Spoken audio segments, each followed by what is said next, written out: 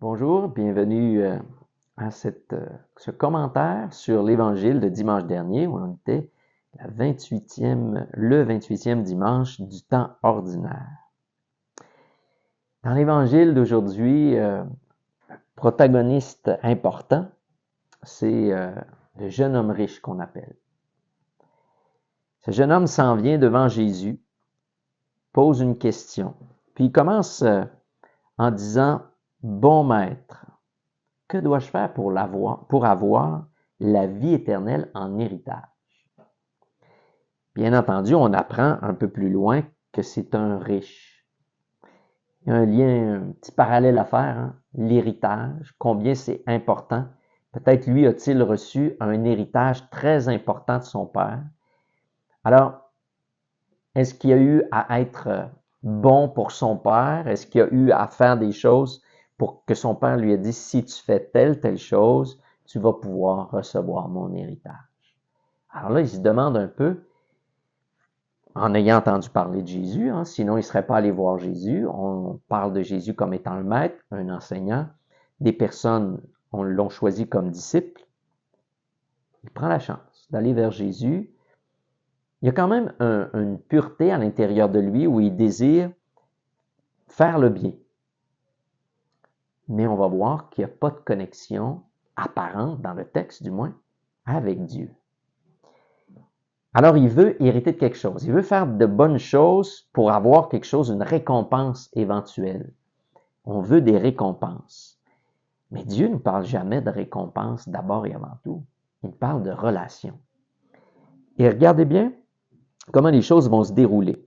D'abord, il questionne, pourquoi dire que je suis bon? Seul Dieu est bon. Comment ça se fait que tu t'adresses à moi, tu es en train de dire que je suis Dieu? As-tu reconnu que j'étais bel et bien Dieu incarné parmi les gens? C'est pas clair. Le jeune homme n'identifiera pas Jésus comme étant Dieu. Mais il y a quand même cette inclinaison dès le début. Après ça, Jésus lui donne les directives en disant, bien, suis les commandements, tu les connais, toi qui es juif, on te les a enseignés. Les commandements de Moïse sont très clairs, qui nous viennent de Dieu, par exemple, qui sont plutôt enseignés par Moïse. Mais regardez comment c'est intéressant ici. Ne commets pas de meurtre, ne commets pas d'adultère, ne commets pas de vol, ne porte pas de faux témoignages, ne fais de tort à personne, honore ton père et ta mère. Et là, la réponse, Maître, tout cela, je l'ai observé depuis ma jeunesse. J'avais l'impression que c'était un piège de la part de Jésus. Si on est attentif quand on lit les commandements, le premier commandement, c'est d'honorer Dieu. Jésus n'en parle pas. Jésus commence tout de suite avec des règles humaines. Un peu comme si il lui tend un petit piège. Il a commencé en disant, bon maître, attention, seul Dieu est bon. C'est comme si l'homme n'a pas encore eu de contact avec Dieu. Tout ce qu'il souhaite faire, c'est faire un peu une religion où, par mes belles actions, je suis fier de moi, puis je vais obtenir un cadeau. Alors là, le Seigneur le met à l'épreuve en commençant de l'interrogeant, est-ce que tu reconnais que je suis bien Dieu?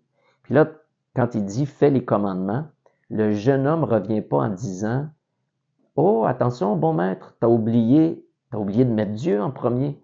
Tu me parles simplement de mes relations avec les autres, d'être gentil avec les autres, de ne pas commettre d'adultère, de vol, de faux témoignages. Il ne reprend pas Jésus, il dit, tout cela, je l'ai fait depuis mon enfance. Une seule chose te manque. Quelle est-elle cette seule chose? C'est Dieu. Il te manque Dieu.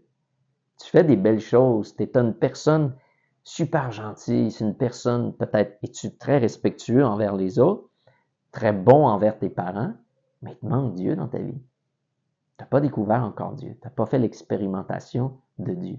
Tu ne m'as pas découvert que Jésus pourrait dire. Tu n'as pas travaillé de lien avec moi. Une seule chose te manque. Vends tout ce que tu possèdes et suis-moi. Alors Jésus est en train de montrer encore là qu'il est le premier à suivre, qu'il est bel et bien Dieu parmi nous, incarné. Et là, ce jeune homme devint sombre et s'en alla tout triste, car il avait de grands biens.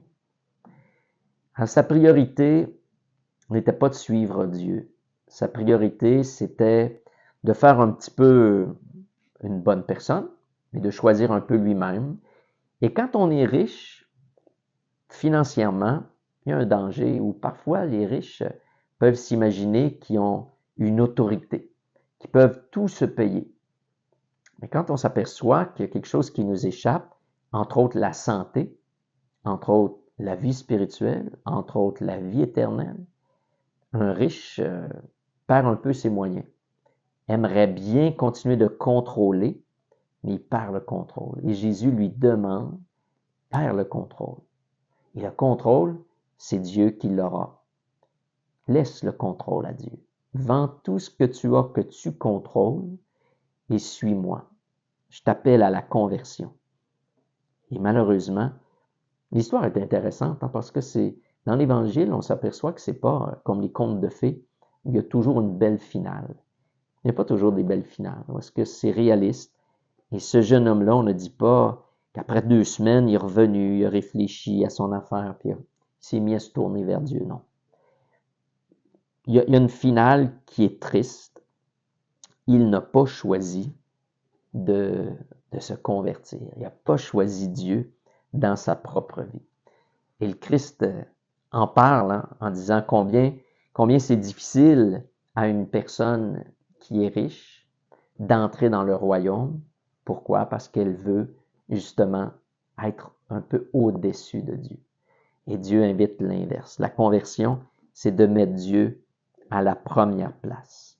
Être capable de quitter une foule de choses, puis pas simplement matérielles, mais intérieures aussi. On quitte des choses pour Dieu, pour que Dieu soit à la première place dans nos vies. Qu'est-ce qu'on peut quitter? On peut quitter d'être trop pris par exemple, on pourrait dire par la télévision. On peut être trop pris par les médias sociaux. On peut être trop pris en carcané, en lisant que l'actualité. Le Seigneur dit, attention, il y a quelque chose qui est trop et que tu dois mettre de côté et me mettre à la première place.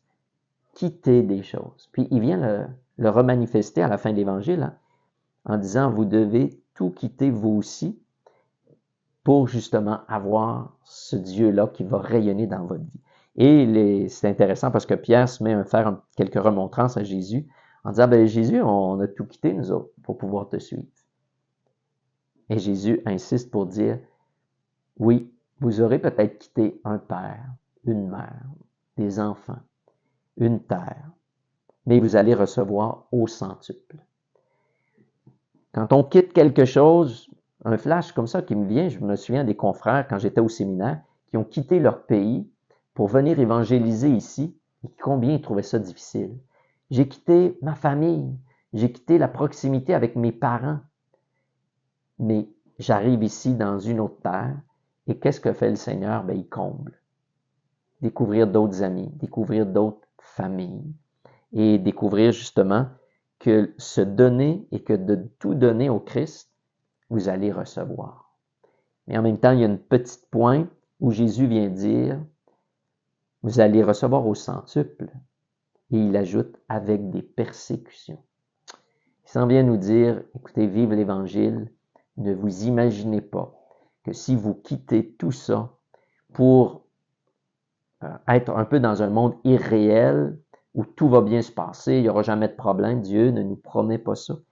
Mais il nous dit, vous allez avoir des difficultés, ce ne sera pas facile. Mais il y a des consolations. Je vous garantis que vous allez avoir des consolations. Vous allez être bien, vous allez être en paix et vous allez vous savoir encore plus aimer du Père. Donc, c'est la première consolation.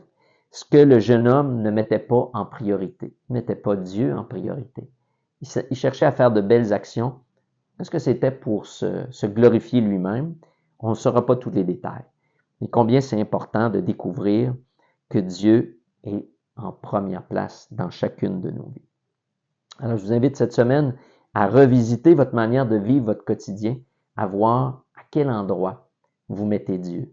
Et peut-être vous sentir interpellé en vous demandant qu'est-ce que je devrais quitter moi pour recevoir au centuple de la part de Dieu. Bonne semaine à vous.